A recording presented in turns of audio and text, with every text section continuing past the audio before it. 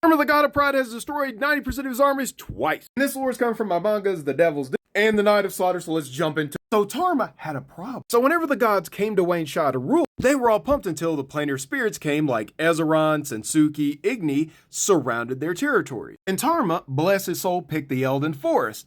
And as you can see, he ain't got a lot of territory. But who owns Elden Prime, you may ask? Who controls the Elden Forest? That's our little pixie Aneru here at 2 feet tall. And Tarma was like, I'm a god, I do what I want. And he was like, I need to send a message to that spirit containing my territory. So what did he do? He took one of Aneru's male priests in one of their mating towers and then, kind of did some stuff on the altar. Aneru did not like his priest being defied. And some might say, Aneru took exception to that. And so for the first time in history, we saw Aneru use their alternate form, the Three Thunders, to destroy 90% of his military. And yeah, so he lost even more territory. But the thing is, he had some of these areas around there, but Aneru took that as punishment. So Tarma was like, man, that didn't work out. But I gotta save some face in front of the other gods, so what can I do? I need to make this up. So instead of focusing on the Elden Prime, he turned his eye on the northern province of the Frost-Safe Forest. And he thought,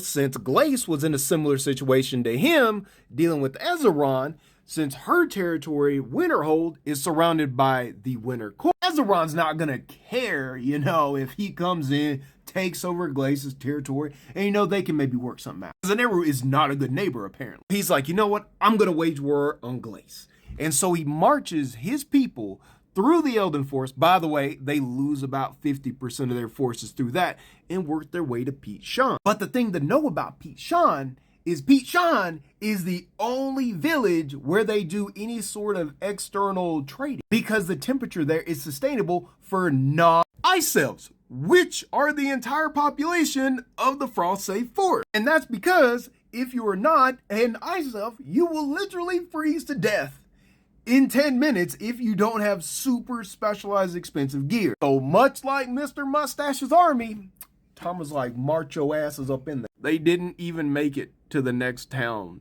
before he lost 90% of his forces. Less than 5% of his military returned. Most of them deserted that survived it.